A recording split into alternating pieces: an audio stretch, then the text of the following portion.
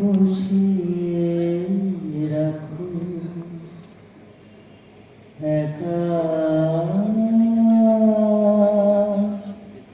দ্বারের পাশে মেঘের পরে মেঘ জমেছে।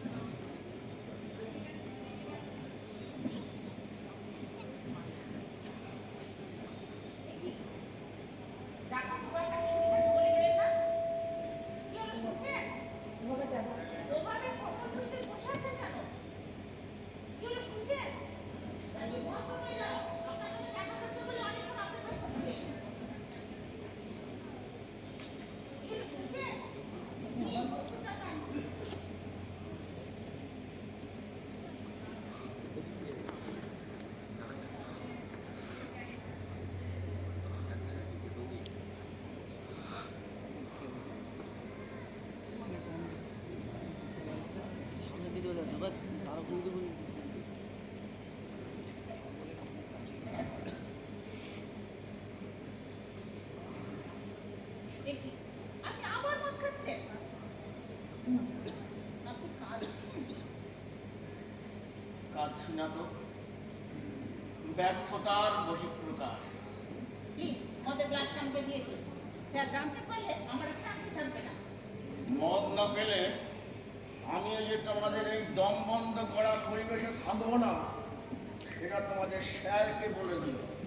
প্রধানমন্ত্রী দপ্তর থেকে ফোন এসেছিল, কড়া হুকুম, আপনার চিকিৎসা যেন কোনো রকম ত্রুটি না হয়। কেন? একটা পদ্মশ্রী দিয়ে ওরা আমায় কিনে নিয়েছে নাকি? আমি নিজে যখন বাঁচতে চাইছি না, ওরা কেন আমার বাঁচিয়ে রাখতে চাইছে বলো তো? সেটা স্যার আপনি সুপারকে করবেন। আপাতত গ্লাসটা দিয়ে আপনি যাত্রায় উদ্ধার করুন। দেব না, যা বড় করে নিও তো। জবর ভিত্তির লোক তো মশাই আপনি। দেশের সরকারও হয়েছে তেমন, যত সব মাতাল বাবাকে ধরে এনে একেবারে পদশ্রী দিয়ে দিবে।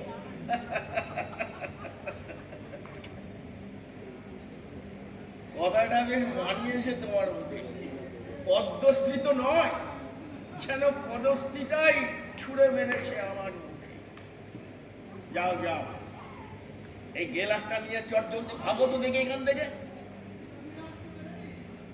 এই যে মেঘ, শোনো, এই ক্যামেরা ছোট্ট লেন্সটুকুর মধ্যে দিয়ে আমি কি দেখি জানো? জীবনের গতিকে। আমি বিশ্বাস করি জীবনের প্রবাহমানতা। আমার ছবির চরিত্ররা চিৎকার করে বলে, আমাকে বাঁচতে দাও। মৃত্যুর মুখে দাঁড়িয়েও সে বাঁচতে চায়, কারণ এ তো মৃত্যু নয়, জীবনেরই জয় ঘোষণা। এ তো দেখছি শুধু মাতাল নয়, এর মাথাটাও খারাপ আছে।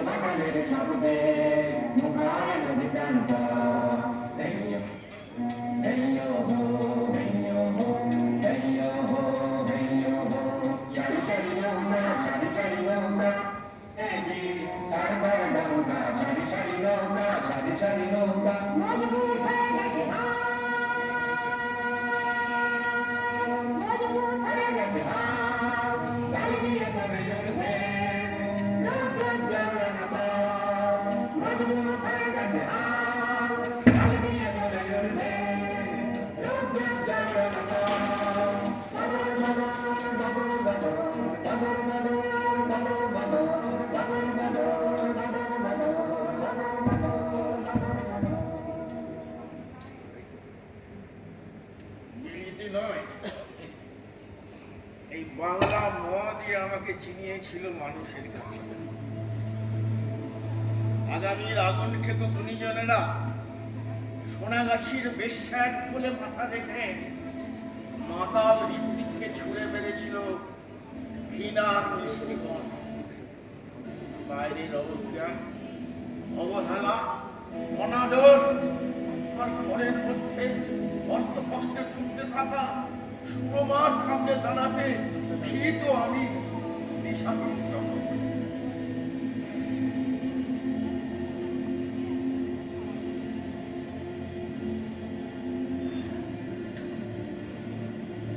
পূর্ববঙ্গ থেকে আসা চটকল শ্রমিকদের সাথে বসে মদ খাচ্ছিলাম। সে সময় কে যেন খবরের কাগজে মোড়া একটা বাংলা মদের বোতল হাতে ধরিয়ে দিয়ে গেল। মদের গ্লাসে চুমুক দিতেই সামনে পড়ে থাকা ছেঁড়া কাগজের উপরে চোখ পড়ল। মেঘে ঢাকা তারা, রচনা শক্তিপদ রাজগুরু। তখনই মনে হয়েছিল ওই ভিটে মাটি ছাড়া ওই হারানো ওই উদ্বাস্তুদের নিয়ে, তাদের প্রকৃত জীবনের প্রকৃত সত্য নিয়ে দুনিয়ার কাছে জানাবো। কতদিন যে ভালো করে ঘুমোতে পারিনি সে হিসেব সুরমা রেখেছে। মদের ঘোষ যখন মাথা থেকে মুছে যেত, ছিন্নমূল সস্তা মানুষগুলো তখন চোখের সামনে ভেসে উঠত।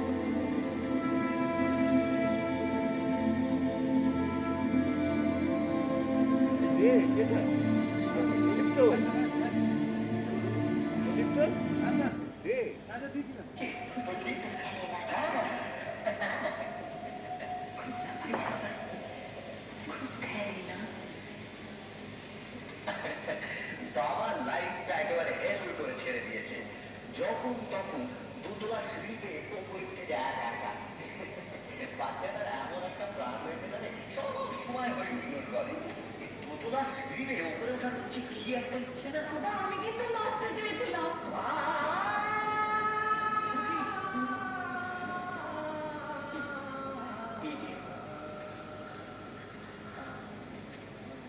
দাদা, আমি যে সত্যি সত্যি নাচতে চেয়েছিলাম। দাদা, আমি যে নাচতে বড় ভালোবাসি। দাদা, আমি বাঁচবো। দাদা, আমি বাঁচবো। দাদা, তুমি একবার বলো আমি বাঁচবো। দাদা, আমি বাঁচবো। দাদা, আমি বাঁচবো। দাদা, আমি বাঁচবো। মাথা খারাপ হয়ে গেছে খুকি। কি পাগল করছি কেন? খুকি, খুকি।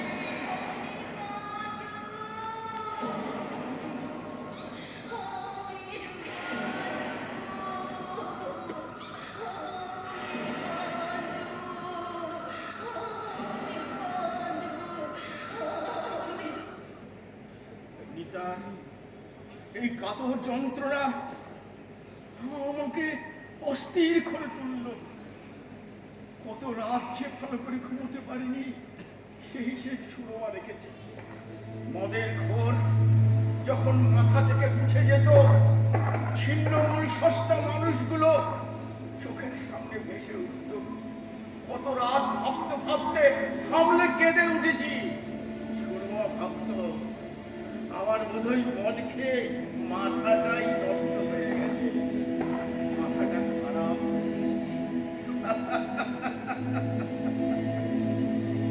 সিনেমা তখন উত্তম আর সুচিত্রাময়, মানুষের সত্যিকারের যন্ত্রণাকে ঘুরিয়ে দিতে এক প্রকার কৌশলী মাথা বাঙালি জাতিকে ডুবিয়ে রাখতে চাইছে সস্তা সেন্টিমেন্ট।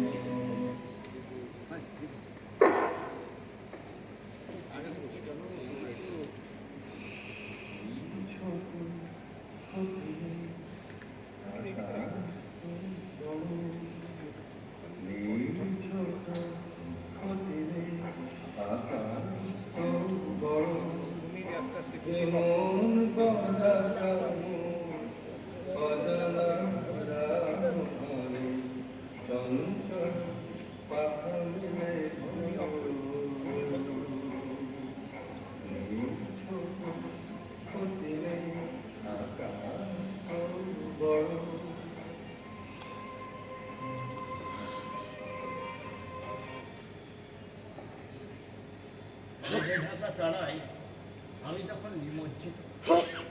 সিনেমা তো বানাবো, কিন্তু আমায় টাকা দেবে কে? তাতে আবার গায়ে কমিউনিস্টের গন্ধ, চোখের তারায় সদা দীপ্তমান কে? মার্স আর মানুষ, নিরন্ন মানুষ,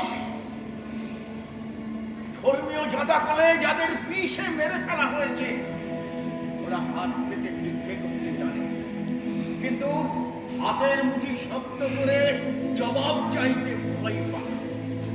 ওরা জানে না ওদের বঞ্চনার আসল সত্য। ধর্মীয় ভাবাবেগ ওদের বুঝতে দেয় না সব থেকেও কেন ওদের আজ কিছুই নেই। কাদের স্বার্থ চরিতার্থ করতে ওরা আজ হিন্দু মুসলমানে মাথা ডুবিয়ে আফিংয়ের ঘরে ঘুমিয়ে আছে। সারা ইতরের দল বলে আমি নাকি মাতা।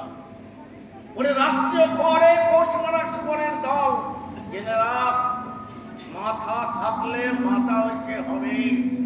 ওদের মাথা আছে? ধর্মের কাছে তোরা ধ্বজভঙ্গ এক প্রজাতি, আর পুঁজিবাদের কাছে পাপুষ, আর আমার মতো মাতালের চোখে অজ্ঞান। ইতরের দল আমাকে মাতাল বলার আগে তোদের ওই নিষ্কলঙ্ক সিনে মিচিয়ে গুণীজনদের কাছে জানতে চেয়েছিস মুঠো ভাতের জন্য আর কত চিল্লাবো বাবু, কত চিল্লাবো? সব যে হয়ে গেল কালো, নিভে গেল দ্বীপের আলো,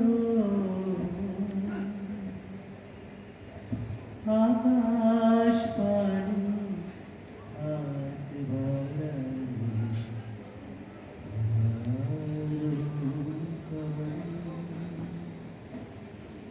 জানি নাই তুমি এলে আমার ঘরে, যে রাতে দুয়ার গুলি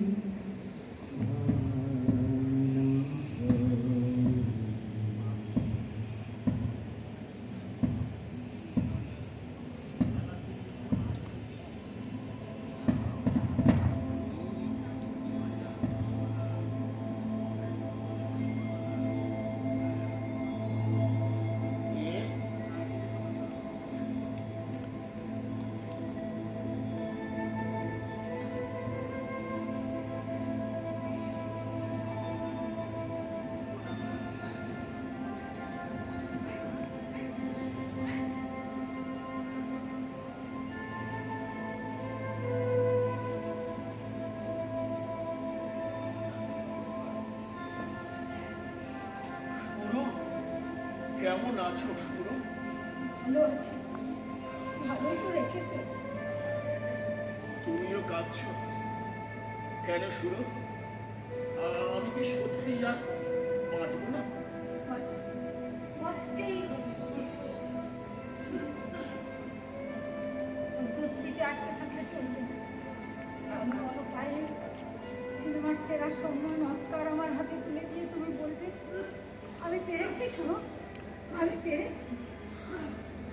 সে মানুষের জোর আমার আর নেই। তোমার মতো করে একদিন মেঘে থাকা তারার লোকেশনে সুপ্রিয়া আমাকে এই কথা বলেছিল। সেদিন শুটিংয়ে বেশ রাত, চারিদিকে শুনশান, ক্যামেরা রোল করছে, নিতার কাশি হচ্ছে, কাশির গমকে গমকে রক্ত বের হচ্ছে। আমি সুপ্রিয়াকে বলছি 2-3 স্টেপ সামনের দিকে এগিয়ে আয়, আকাশের দিকে তাকা, বাঁ দিকে মুখটা ঘোরা, চোখটা ডান দিকে। হঠাৎ একটা পেঁচা ডেকে উঠলো। আমি চিৎকার করে বলে উঠলাম, কাট! গুডিয়া আমার নেশা লাগানো চোখের দিকে তাকিয়ে বলল, আমি কি পেরেছি বাবা? আমি পেরেছি। অনেক দৈন্যের মাঝে এলো মেঘে ঢাকা তারা।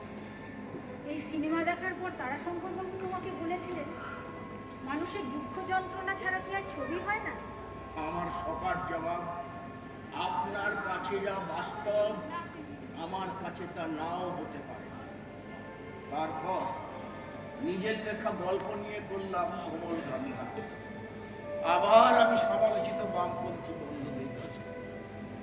পার্টি সমালোচনা করলো সুবর্ণরেখা। বলা হলো ঋত্বিক ঘটকের ছবিতে বুর্জুয়া নৈরাষ্ট্রবাদ প্রচার করা হয়েছে। হতাশায় ভেঙে পড়লাম। শুরু হলো দিনভর নেশা। তখন থেকেই তুমি বলতে আমি মারা যাব। মাইকেল মধুসূদন, প্রমথেশ বড়ুয়া, মানিক বন্দ্যোপাধ্যায়ের মতোই মারা যাব। কিন্তু কেন এই মৃত্যু আজও আমি তা জানি না। আসলে বাংলা ভাগটাকে আমি কোনো মতেই মেনে নিতে পারিনি।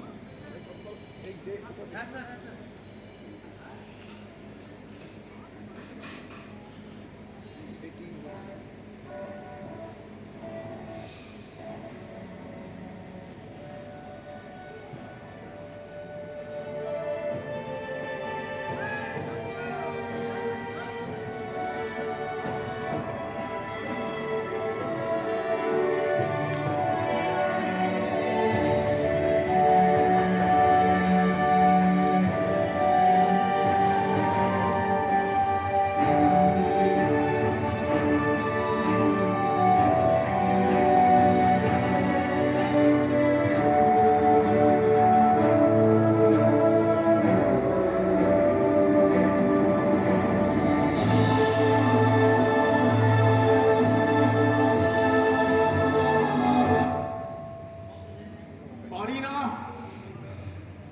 সাংস্কৃতিক মিলনের পথে যে বাধা, যে ছেদ, যার সঙ্গে একই সঙ্গে এসে পড়েছে রাজনীতি এবং অর্থনীতি, সেটাই আমাকে বড্ড ব্যথা দেয়। আজও বুকের মধ্যে ঝড় তোলে সে তুফান। বাঁচার ইচ্ছে হারিয়ে যায়। দিন রাত ডুবে থাকি মদে। তোমার উচ্ছৃঙ্খল জীবনে অতিষ্ঠ হয়ে পার্টি তোমাকে এক্সপেল।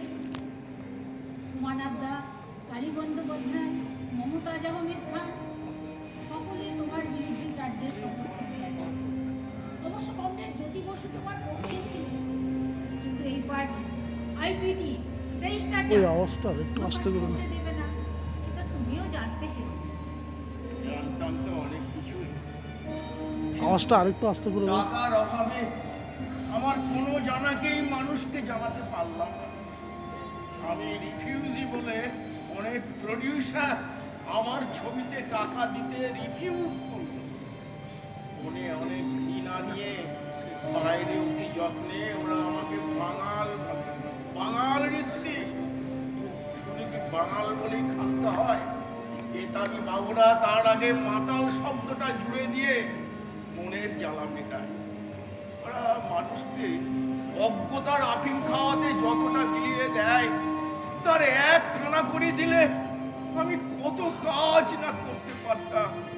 টাকার অভাবে আমার সমস্ত স্বপ্ন মরে যেতে বসেছে। আর্থিক দৈনয়িকী আমাকে মেরে ফেললো। শুনো, হাতে টাকা পেলেই তো তোমার অন্য চেহারা। মানুষের শ্রদ্ধা ভালোবাসা কম কম। কত লোক তোমার সিনেমার জন্য টাকা দিতে রাজি। কে আমাকে টাকা দেবে শুনে? তোমাদের ওই বেঙ্গলি ফিল্ম ইন্ডাস্ট্রি। কেন মাধবী মুখোপাধ্যায় ডিস্ট্রিবিউটারদের দৌড়ে দৌড়ে ঘুরে বেড়ায় তুমি তোমার জন্য। বিশ্বজিৎ প্রডিউসার সকলে রাজি ছিল। সেই বিশ্বজিৎ বাবুকে তুমি স্ক্রিপ্টটা পর্যন্ত শোনালে। বঙ্গেতে শক্তিদার অনুরোধ কেন না শুটিংয়ে মদ খাওয়া যাবে না।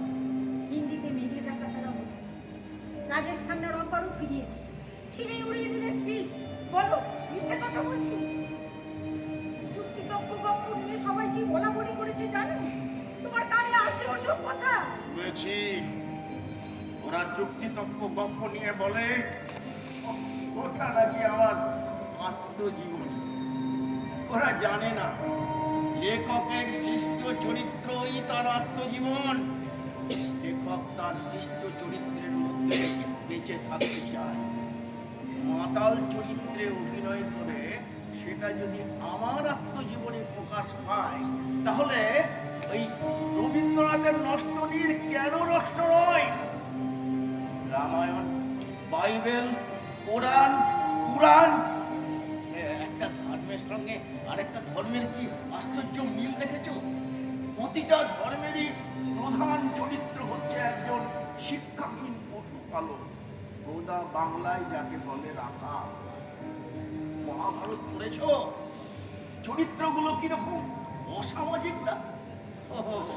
ধর্মের লেভেল সেটা দেওয়া আছে বলে মহাভারত মহাকাব্য। তা আমার গায়ে মাতাল লেভেল সাটার আগে ওরা একবার ভাবলো না? মাতাল বুদ্ধিজীবী নীলকণ্ঠ বাগচি যে সস্তা জনপ্রিয়তার লোভে তার বন্ধুদের মতো নিজেকে বিক্রি করে দেয়। 1947-এর দেশভাগ, রাজনৈতিক পরিস্থিতি, 1971-এর মুক্তিযুদ্ধ সবাইকে ভুলে গেল। সাদের কি বলি, ভাবো ভাবো ভাবো, প্র্যাকটিস করো।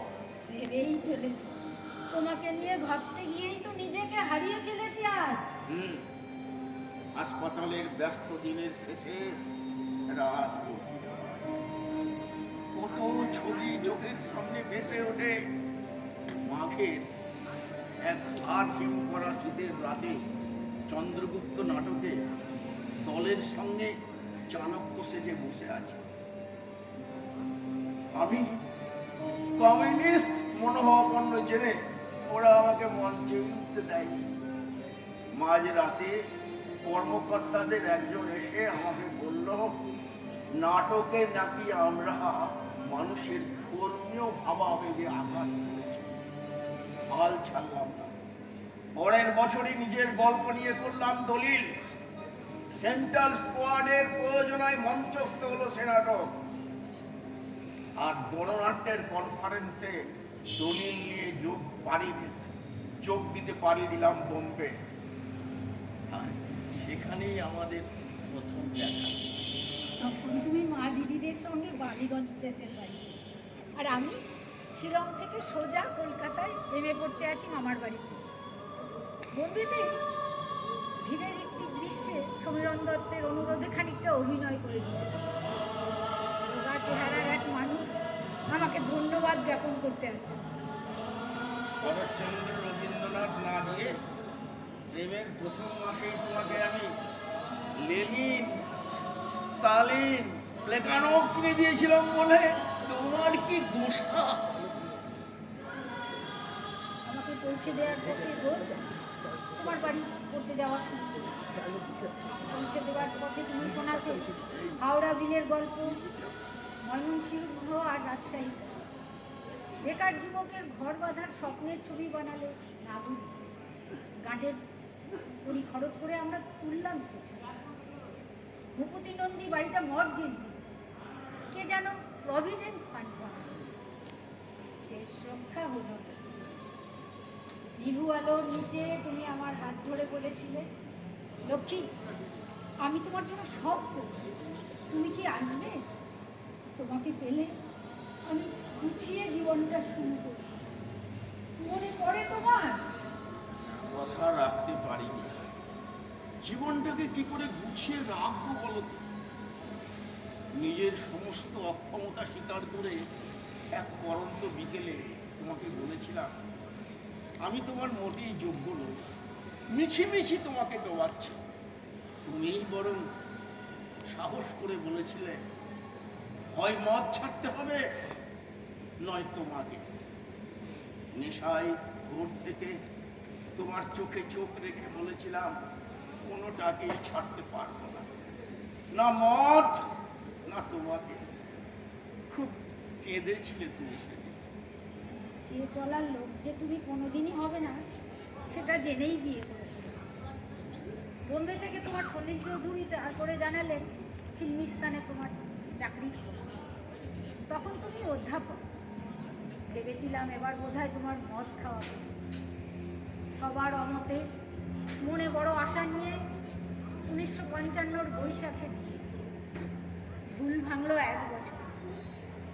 বিমল রায়ের মধুমতি আর ঋষিকেশ মুখোপাধ্যায় মুসাফিরের চিত্রনাট্য লিখতে লিখতেই তুমি আমায় চিঠি লিখে জানালে 10টা 5টা গিয়ে বসে থাকতে হবে। দাঁতে দাঁত চেপে শুধু টাকা পয়সার জন্য এসব চাকরি বাকরি করা নাকি তোমার পোষাচ্ছে।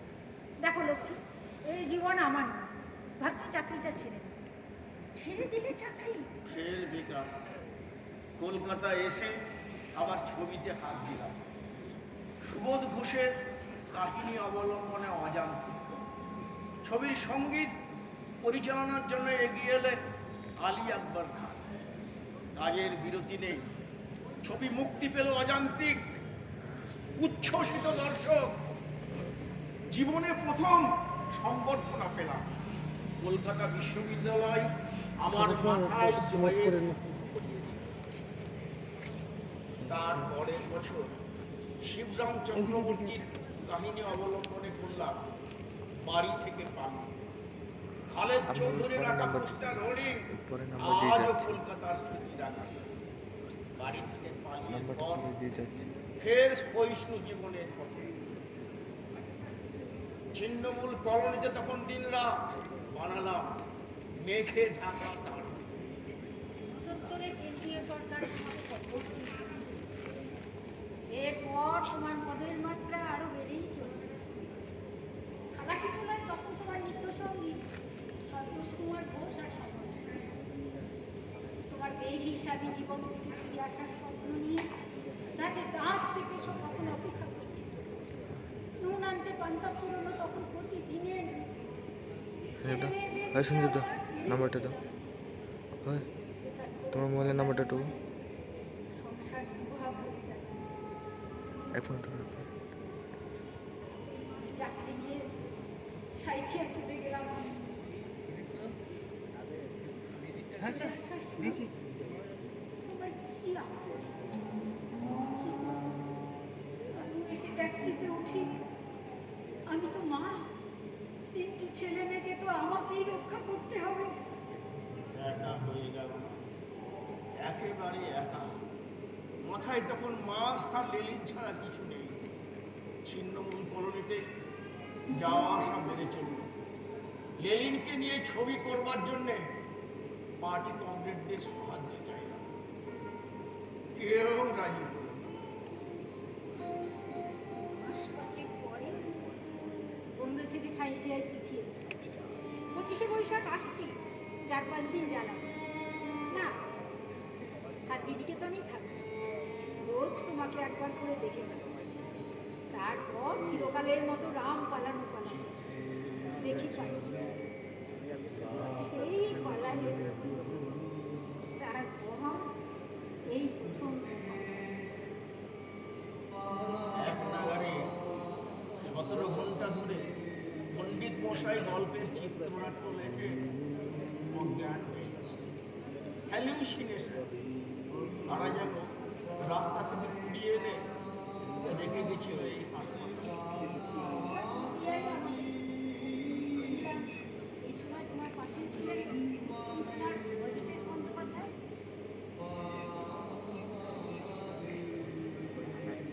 কি করে পাও এসব? খুব সোজা।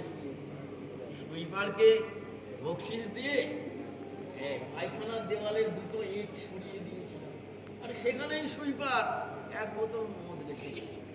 হাসপাতালের নজরে পড়েনি। ক্যামেরায় কেরামতি এই চোখে, বুঝলে? খাওয়ার পরে আবার ইট 2টো লাগিয়ে দিলাম। টাকা কে জন্য? এ তো খুব সহজ কথা।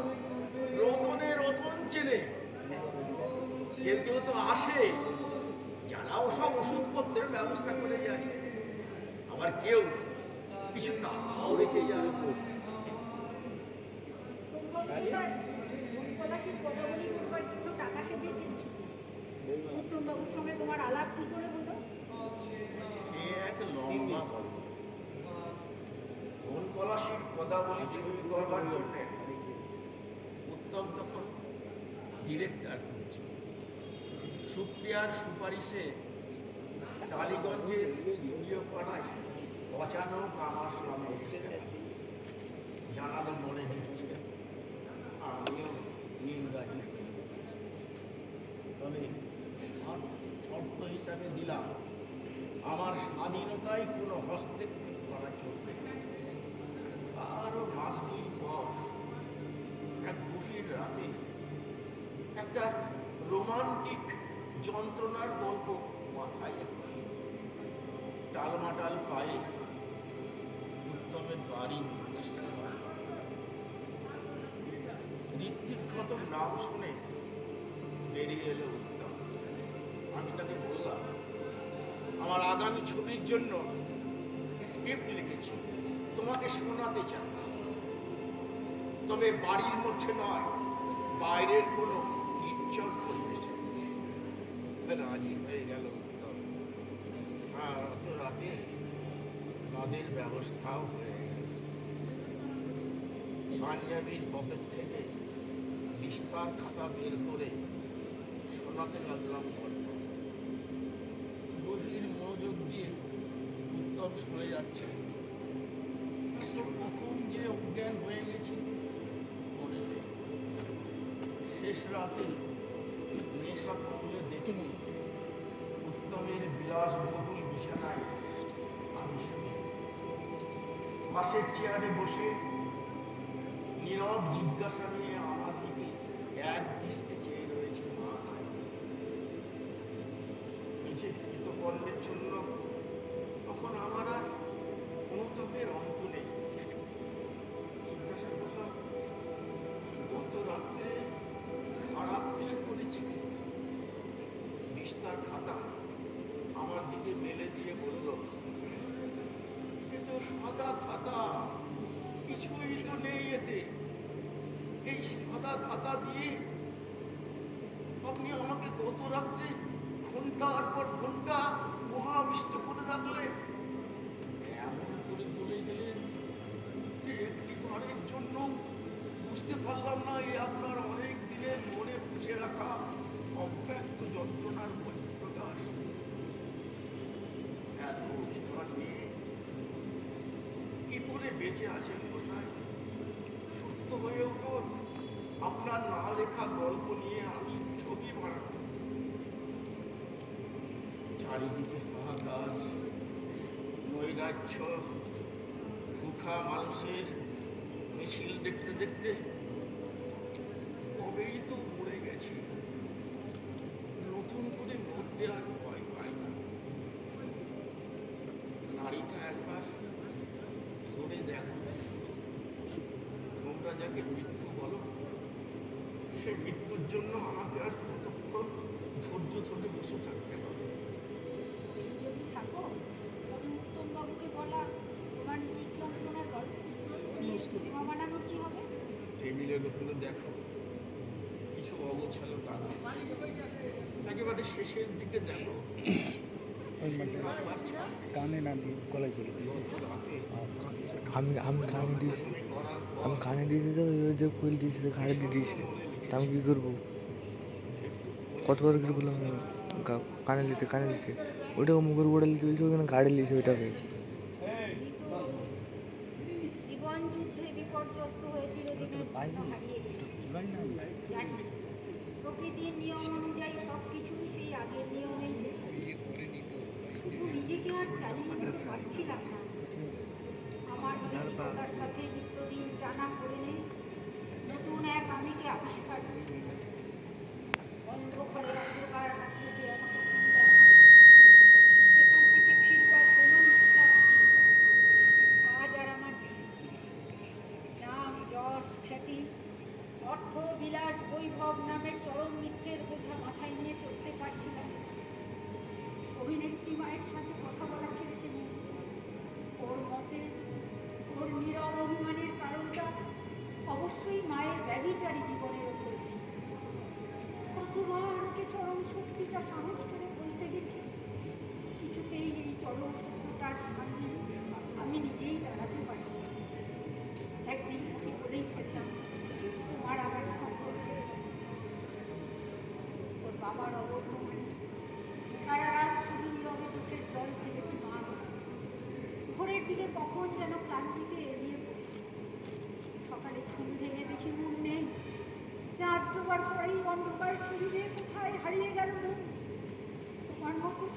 আমাকে ছেড়ে গেছে গুরু। মনের বাবাও আমাকে ছেড়ে এক রকমের নতুন সংসার করেছে। তোমাকে নতুন করে কাছে পাওয়ার বাসনা নিয়ে সন্ন্যাস নিলাম। বিদায় সেলুলয়, চির বিদায়। বুঝলা? পেছনটা যে লাগছিস, পেছনে আড্ডা জুড়েছিস, হুম এখন জুড়ে দিস। খুল দিয়েছি তাহলে তোমার এখন রোমান্টিক সিনেমা পাবে। আমি একবার লাগে দিয়েছি দেবো তুই ওখানে কিছু পেছে ওখানে ঠিক দিয়েছি খুল দিয়ে কি হলো? Nurse, nurse.